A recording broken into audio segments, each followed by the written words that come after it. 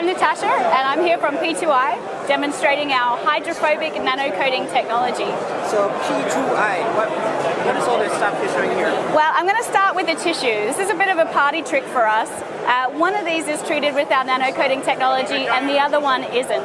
Now, the coating is 1,000 times thinner than a human hair, so actually you can't see a difference, you can't feel a difference, but if I put these into the water, you're going to see a very big difference.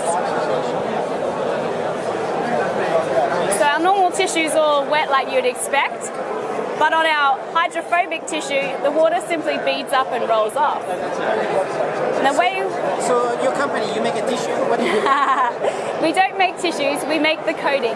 So working with electronic manufacturers like Motorola and TCL, we apply this technology onto electronic devices, and I'm going to show you why here. So normally when you get your components wet, you can see that the water spreads out on the surface. And in fact, in this point right in here, capillary action is pulling that water into the phone. Now, on our hydrophobic phone, instead of being pulled into the device, the water beads up. So the water molecules are now more interested in themselves than that. And if I give it a little tip, that water will come straight off. Nice, so you would put that inside the phone on the electronics?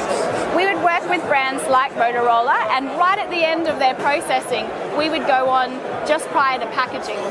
It's applied in a plasma chamber, which looks similar to a fridge. And we'll put about 800 phones in there at once, and the process goes down to a low pressure, and a gas is applied, and that goes both on the externals and the internals of the device. So, is your technology on the market or not yet? Absolutely. We launched in October 2011 with Motorola, and in October 2012 we launched with TCL, so Alcatel One Touch. TCL, what is this? Now this we're very excited about because this is almost our next generation technology. It's got similar hydrophobic benefits to splashproof, but it's got a barrier technology. So it's actually physically stopping the water molecules from interacting with the electronics. Okay, so can you show something? That enables us to have had this phone under the water for 1 hour and 55 minutes now. Oh, sorry, you wanted to leave it there even longer. We're just going to leave it in there all night. Yeah? And Nice. in fact, on our booth Is that like a standard Samsung Galaxy S3? this is a standard Samsung Galaxy Apply S3. your thing in there. Well, we've applied it. You had to open it up and put it all over inside, right? Well, it's a nano coating, which is about 1,000 times thinner than a human hair. So actually, the coating is applied at that low pressure as a gas. So it doesn't necessarily need to get opened up. It can go in throughout. Yeah. Are we talking about gas now? Well, it's somebody explained it to me recently, which I thought was very good. It's almost like it's growing on the surface. So we're forming these very, very, very tiny polymer chains on the surface of the product. But right there, you kind of like spray it onto the phone, or what did you do? No, we put it into one of these plasma chamber machines. So we'll put the phone in there and lower the air pressure.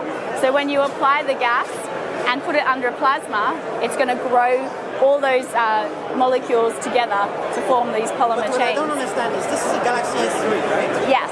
So you put it all over around, and that's it. We can do, yes. So when we work with Motorola on the splashproof technology, then that's actually a really important part of us being able to commercialize the technology, because that way we can be right at the end of processing and we don't interfere with their production line, making us very cost effective. Right? You modified it. Yeah, so Dunkable for us is still just a technology. We're working with pioneering brands to commercialize the process, making sure that it provides everything that they need at a cost-effective and industrial scale. How much does it cost? It depends on the price of the phone. So the cost is normally absorbed directly by the manufacturers, so the consumer doesn't see. Or what is it? A consumer won't see any increase in cost. Soon enough, all the phones are going to be waterproof. Well, this is actually a water repellent technology, not waterproof. But it's underwater right now. I know, but waterproof as a definition implies that no water is getting into the device. And actually here, this phone has water inside of it. It's full of water right now. It's full of water right But now. it's still working. But it's still working. Okay, I still don't understand, but Okay, so it's gonna just stay there for years, and nothing happens, or only for a certain amount of time, and then it gets pierced. Well, actually, what's going to happen first is that the phone battery will run out, and we'll need to take it out. But the technology still stays, no matter if you scratch the surface. Well, one of the reasons why we apply it in this plasma chamber is to get that bond with the surface. So it forms a covalent bond, so permanently applied to the surface. Is it patented technology? Are you the only ones doing this? We have 56 patent families protecting our patent portfolio, and we actually originated as a part of the Ministry of Defence to protect soldiers' clothing from chemical attack.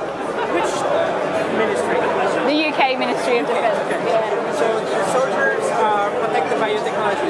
Absolutely. And now you're applying this to phones?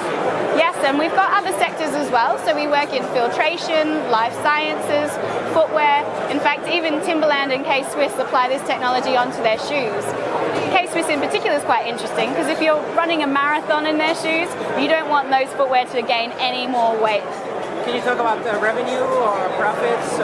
Not me personally, I can't, but I do have other people here today who could. We're privately.